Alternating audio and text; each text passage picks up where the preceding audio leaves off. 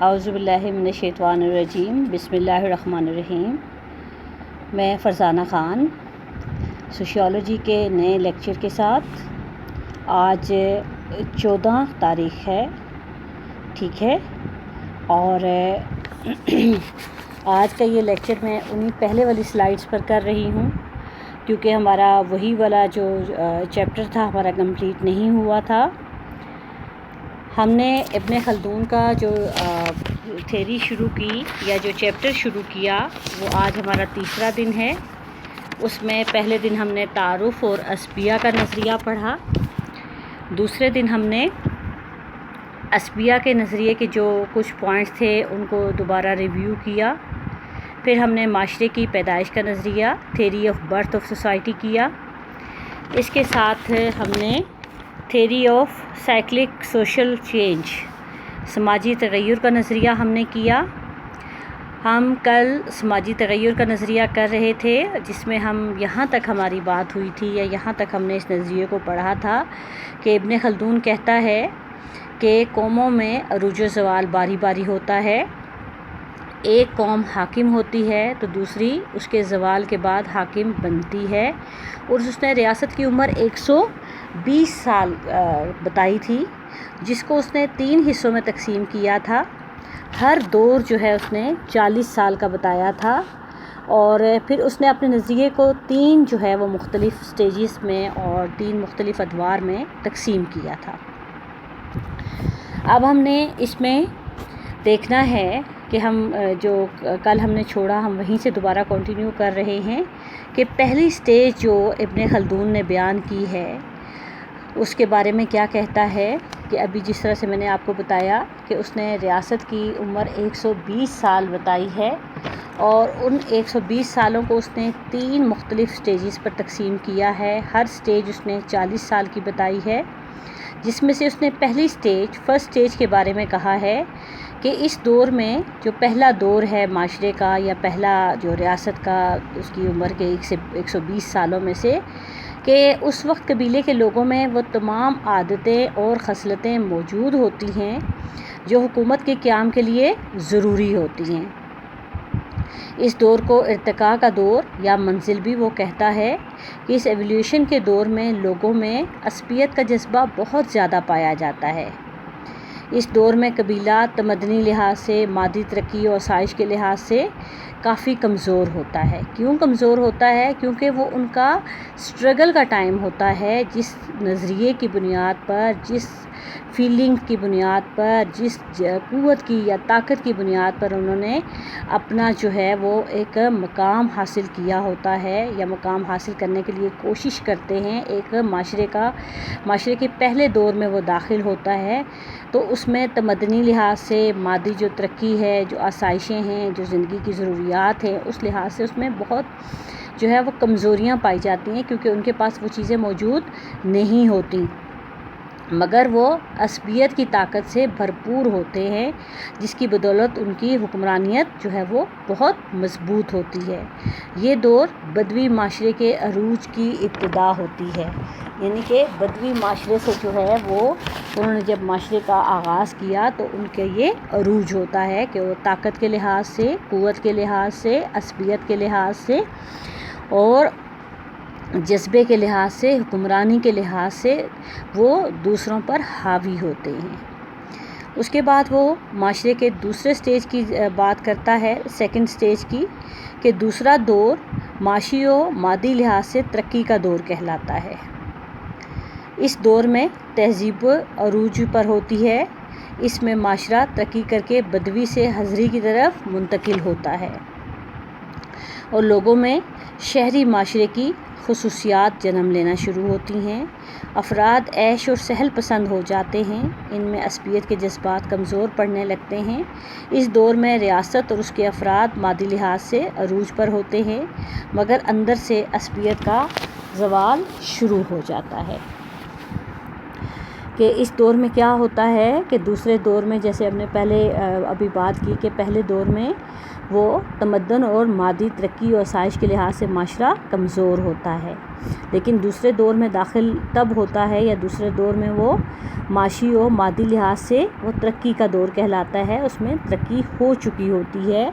ہو رہی ہوتی ہے۔ اس دور میں تہذیب عروج پر ہوتی ہے، اس میں معاشرہ ترقی کر کے بدوی سے حضری کی طرف منتقل ہوتا ہے اور لوگوں میں شہری معاشرے کی خصوصیات جنم لیتی ہیں۔ افراد جو ہیں وہ عیش پسند ہو جاتے ہیں، آسان پسند ہو جاتے ہیں، آسانیوں کو پسند کرنے لگتے ہیں، ان میں عصبیت کے جذبات جو ہے وہ کمزور پڑنا شروع ہو جاتے ہیں،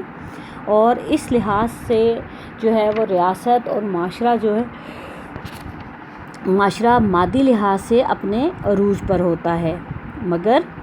ایک اندر سے عصبیت کا زوال شروع ہو چکا ہوتا ہے۔ اب ہم معاشرے کے تیسرے حصے کی طرف آئیں گے۔ اس دور میں نئی نسل کے افراد کی بہتات ہوتی ہے، یعنی کہ معاشرہ دو سٹیجز اپنی گزار چکا ہے، ایک جس میں عصبیت بہت مضبوط تھی، ایک جس میں ترقی جو ہے وہ عروج پر تھی۔ اب یہاں پر وہ نسل جو پہلے دور میں تھی وہ موجود نہیں ہوگی، اگر وہ موجود ہوتی بھی ہے تو وہ بہت جو ہے وہ ضعیف اور اپنی عمر کے لحاظ سے جو ہے وہ کمزور ہو چکی ہوتی ہے، تو نئی نسل جو ہے وہ بہت زیادہ تعداد میں ہوتی ہے، اور ان لوگوں نے پچھلے دو ادوار کی طرح یا دو سٹیجز کی طرح نہ صعوبتیں اور نہ سختیاں جھیلی ہوتی ہیں، ٹھیک ہے، نہ انہوں نے وہ اسٹرگلنگ پیریڈ دیکھا ہوتا ہے جس میں انہوں نے عصبیت کی بنیاد پر، ایک جذبے کی بنیاد پر، ایک طاقت کی بنیاد پر اپنے معاشرے کا قیام کیا ہوتا ہے یا ریاست کا قیام کیا ہوتا ہے، اور نہ ہی انہوں نے جو ہے وہ ریاست یا معاشرہ بنانے کے بعد جو ہے وہ ترقی کی منازل طے کرنے کے لیے مختلف مسائل کو فیس کیا ہوتا ہے، مختلف جو کام ہیں، مختلف جو عروج ہیں ان کو حاصل کرنے کے لیے جو تگ و دو جو جدوجہد ہوتی ہے وہ انہوں نے نہیں دیکھی ہوتی، اس لیے ان میں لڑائی کا جذبہ اور عصبیت کی طاقت جو ہے وہ نہیں ہوتی، ناپید ہوتی ہے۔ ابن خلدون اس دور کو ریاست کا بڑھاپا کہتے ہیں، اور ان کے نزدیک یہ ریاست کے زوال اور اختتام کا دور ہے۔ کیوں؟ کیونکہ جو نئی نسل ہے وہ ان جو کارنامے ہیں، وہ جو تکلیفیں ہیں، وہ جو قربانیاں ہیں، وہ جو جدوجہد ہے جو کی گئی تھی پہلے دور میں، وہ اس سے ناواقف ہے۔ اس کے بعد ایک درمیان کا جو ایک سٹیج آتی ہے، سیکنڈ سٹیج آتی ہے، جس پر وہ نسل ہے، وہ لوگ ہیں جنہوں نے مادی اور تمدنی ترقی کے لیے بے انتہا محنت کی، اپنا مقام حاصل کرنے کے لیے دنوں رات لگے رہے اور اپنے لیے آسانیاں اور سہولتیں جو ہیں وہ جو میسر کی، لیکن اس کے ساتھ جو ہے جو تیسری نسل ہے، کیونکہ انہوں نے آسانیوں میں، آسائشوں میں اور تمام سہولیات میں آنکھیں کھولی، تو اس لیے انہیں پہلے دو دور کی جو ہے وہ جو کارنامے ہیں یا جو کام ہیں ان کے بارے میں نہیں پتہ ہوتا، اور وہ جو ہے وہ عیش پسند اور آسان پسند، سہل پسند ہو جاتے ہیں، تو یہاں پر جو ہے وہ عصبیت کمزور ہو چکی ہوتی ہے، تو ریاست کا زوال ہوتا ہے اور اس کے خاتمے کا دور ہوتا ہے، یعنی کہ وہ اپنی 120 سالوں کی جو عمر ہے اس میں سے سب سے آخری ٹائم پر ہوتی ہے۔ ریاست کی عوام اور اداروں پر گرفت کمزور ہو جاتی ہے، کہ جو اس کے ادارے ہیں، جو عوام ہیں، ان پر گرفت کمزور ہو گئی، معاشرے میں انتشار اور بدنظمی بڑھتی چلی گئی، اور یہ وہ لوگ جو کہ کبھی ایک طاقت تھے تقسیم ہو کر کئی گروپوں میں تقسیم ہو چکے ہوتے ہیں، یعنی کہ جب یہ ایک گروپ تھے، ایک طاقت، ایک قوت عصبیت کی بنا پر انہوں نے اپنا مقام حاصل کیا، لیکن آہستہ آہستہ وہ مختلف گروہوں میں بڑھ کے تقسیم ہو گئے، ٹھیک ہے، ان میں ڈویژن ہو گئی۔ ابن خلدون کے مطابق معاشرہ پھر 120 سال پہلے والی منزل کی طرف پہنچ جاتا ہے، اور قوموں کا یہ عروج اور زوال اس طرح جاری و ساری رہتا ہے۔ خلدون کا یہ نظریہ قوموں کے عروج و زوال کے نظریے کے نام سے بھی جانا جاتا ہے، ٹھیک ہے۔ یہ نظریہ اٹلی کے ماہر عمرانیات پیریٹو نے بھی بیان کیا ہے اور اس کا نام اس نے گردش اشراف سرکولیشن آف ایلیٹ رکھا ہے۔ ابن خلدون اس حقیقت کو واضح کرتا ہے کہ انسانی معاشرے تغیر پذیر ہیں، چاہے تغیر کسی نوعیت کا ہو اور کتنی ہی رفتار سے ہو اور چاہے کسی رخ پر ہی کیوں نہ ہو۔ ٹھیک ہے کہ وہ یہ کہتا ہے کہ انسانی معاشرے میں تبدیلی آتی رہتی ہے، تبدیلیاں ہوتی رہتی ہیں، اور وہ تبدیلیاں کس نوعیت کی ہیں، ترقی کی طرف جا رہی ہیں، عروج کی طرف جا رہی ہیں، زوال کی طرف جا رہی ہیں، عصبیت کی بنا پر ہیں، حکمرانی کی بنا پر ہیں، ٹیکنالوجی کی بنا پر ہیں، چاہے ان کا رخ کوئی بھی ہو، یہ تبدیلیاں، یہ تغیر جو ہیں وہ معاشرے کا حصہ ہیں۔ اب یہاں پر ہم نے معاشرتی تغیر یا theory of cyclic social changes کی جو تینوں سٹیجز تھی وہ ہم نے کر لی۔ ٹھیک ہے، امید ہے آپ کو سمجھ بھی آ گئی ہوں گی۔ اس کے ساتھ ہم ابن خلدون کا جو آخری نظریہ آپ کی بک میں دیا گیا ہے، theory of rural and urban society, یعنی کہ دیہی اور بلدیاتی معاشرے کا نظریہ۔ اب آپ کو نام سے پتہ چل گیا کہ دیہی اور بلدیاتی جو معاشرے کا نظریہ ہوگا کیا ہوگا۔ ٹھیک ہے، اس کے بارے میں ہم سوشیولوجی میں بہت دفعہ بات بھی کر چکے، پڑھ بھی چکے، ہم اس کو ڈسکس بھی کر چکے۔ ٹھیک ہے کہ اب اس میں ہم نے صرف دیہی اور بلدیاتی معاشرے کی جو خصوصیات ہیں انہی کو نہیں کرنا، بلکہ جس طریقے سے ابن خلدون کہتا ہے کہ ہارون خان شیروانی لکھتا ہے کہ ابن خلدون اصل عمرانیات کی بنیاد رکھتا ہے۔ جب وہ انسانی معاشرے کے خواص بیان کرتا ہے، انسانی معاشرہ حیوانی معاشرے سے مندرجہ ذیل خواص کی بنیاد پر مختلف ہے۔ نمبر 1، اپنی عقل کی بنا پر۔ نمبر 2، اقتدار اعلیٰ کی ضرورت۔ نمبر 3، ذرائع معیشت کی تلاش اور اپنے بنی نوع انسان کے ساتھ رہنا سہنا۔ اور پھر اس سے سب سے آخر میں جو چیز آتی ہے وہ ہے کہ ان سب خواہشات یا ان ضروریات کے بعد ایک مستقل قصبے اور شہر کا وجود میں آنا۔ یعنی کہ اس نے 5 چیزوں کو گنا ہے کہ انسان جو ہے وہ حیوانی معاشرے سے مختلف ہے۔ عقل کی بنا پر ہمیں پتہ ہے کہ انسان اور حیوان دونوں میں تمیز جو ہے وہ عقل کی بنا پر رکھی گئی ہے۔ پھر انسان کے اندر ایک طاقت موجود ہے اقتدار اعلیٰ کی، کہ اس کے پاس اتھارٹی، ہم اگر دنیاوی لحاظ سے ریاستوں کا دیکھا جائے تو ایک ایسی طاقت ہونی چاہیے جس کے پاس تمام اختیارات ہوں۔ ایز اے مسلم تو ہم یہ یقین رکھتے ہیں نا کہ اللہ تعالیٰ وہ واحد قوت ہیں جن کے پاس تمام اختیارات اور قوتیں ہیں، دنیا اور آخرت کی اور کائنات کی۔ پھر اس کے بعد تیسرا آتا ہے ذرائع معیشت کی تلاش، کہ ہم نے پہلے بھی بہت ڈیٹیل سے اس کے بارے میں بات کی کہ جب ہم دنیا میں زندہ ہیں، ایک معاشرے کے اندر ہم موجود ہیں، تو ہم نے زندگی گزارنے کے لیے ہم نے اپنا کوئی نہ کوئی معاش کا جو طریقہ ہے یا جو معاش کا انداز ہیں ان کو اپنانا ہوگا اور اپنی زندگی کے لیے سہولیات کو اور روزی کو حاصل کرنا ہوگا۔ پھر اس کے ساتھ جو سب سے بڑی انسان کی ضرورت کہہ لیں، خواہش کہہ لیں، کہ انسان اپنے جیسے انسانوں کے ساتھ رہنا چاہتا ہے، وہ ان سے الگ ہو کر نہیں رہ سکتا اور ان کے ساتھ مل جل کر رہتا ہے۔ اب جب مل جل کر رہنے کی وہ کوشش کرتا ہے تو اس میں پہلے گاؤں آباد ہوئے، پھر گاؤں نے ترقی کی تو قصبے آباد ہوئے، قصبوں نے جو ہے وہ ترقی کی منازل طے کرتے چلے گئے، تو اس کے بعد جو ہے وہ شہر بن گئے۔ ٹھیک ہے، ان خواص سے ثابت ہوتا ہے کہ انسان معاشرتی زندگی پسند کرتا ہے اور اس میں اپنی زندگی گزارتا ہے، اپنی حاجات بھی معاشرے میں رہ کر پوری کرتا ہے۔ اس نے دیہی اور بلدیاتی معاشروں میں امتیاز بیان کرنے کے لیے معاشرے کی 2 اقسام بیان کی ہیں۔ قبیلہ، جس کی زندگی بدوی یا خانہ بدوشی کی ہے، اس میں گروہی زندگی سب سے اونچے درجے کی پائی جاتی ہے۔ آپ کو کبھی اگر اتفاق ہوا ہو بدو معاشرے کو دیکھنے کا، یا جو خانہ بدوش جن کو ہم کہتے ہیں، اب تو بہت کم رہ گئے ہیں، کہ وہ پوری ایک ریاست کا نظام اپنے اندر سموئے ہوئے ہوتے ہیں، اور ان میں اتنی یونٹی ہوتی ہے کہ وہ اپنے پورے قبیلے کی ہر چیز کو اپنا سمجھتے ہیں، ٹھیک ہے، اور ان میں عصبیت یا گروہی جو زندگی ہے، جو اس کی خصوصیات ہیں، وہ اپنے عروج پر ہوتی ہیں، اور ریگستانوں کی جو کرخت زندگی ہے انہیں دشمنوں کا مقابلہ کرنے اور شکست دینے کے قابل بناتی ہے،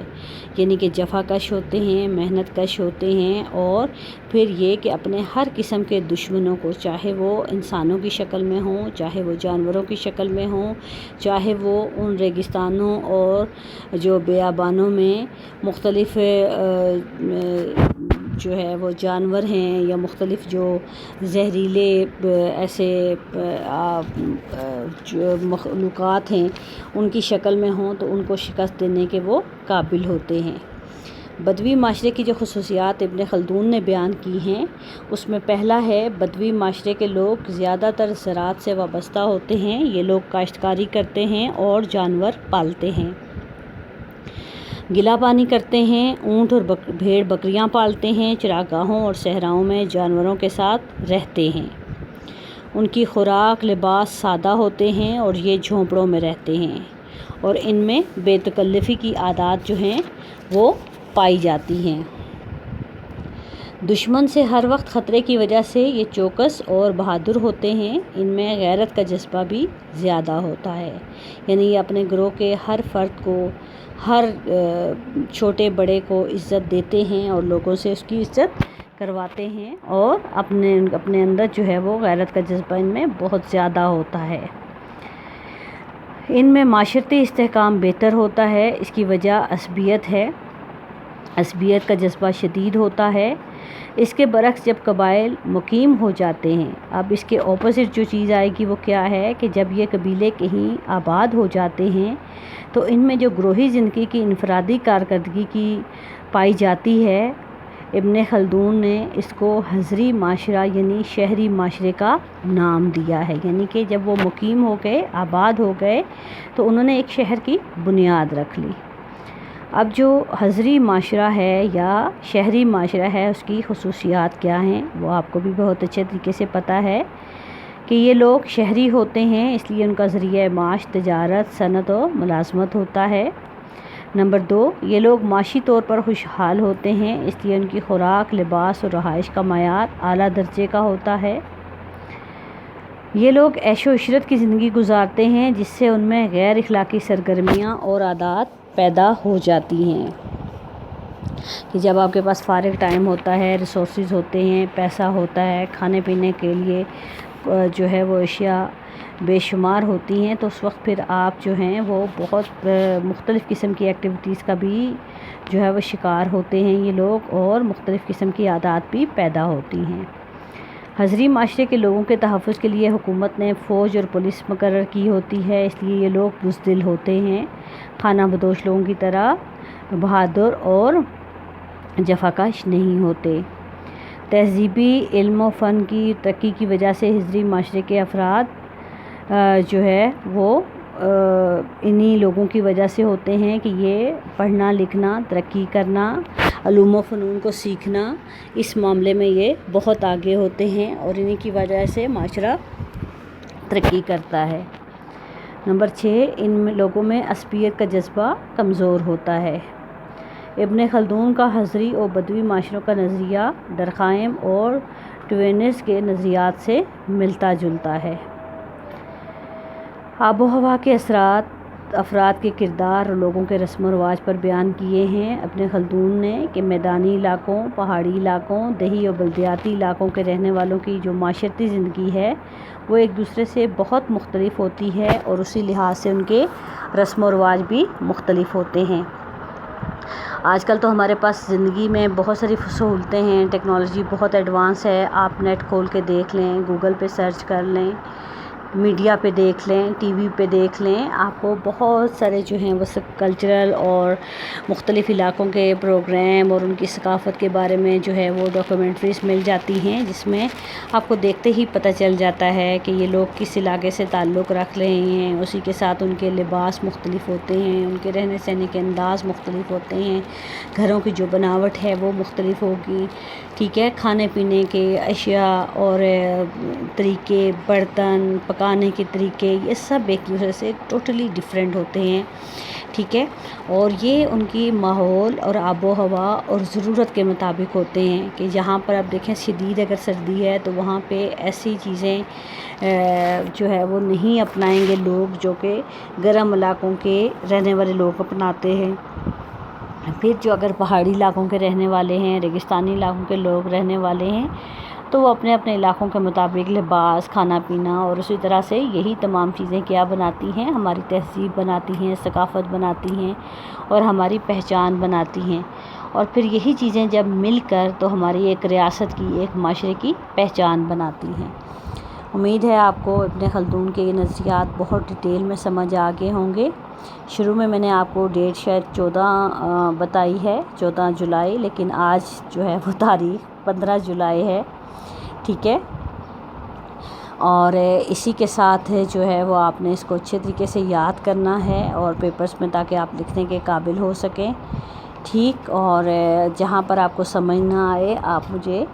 جو ہے وہ کانٹیکٹ کر سکتے ہیں۔ اسی کے ساتھ آج کا آپ کا لیکچر ختم ہوتا ہے۔ اللہ حافظ، اپنا خیال رکھیے گا۔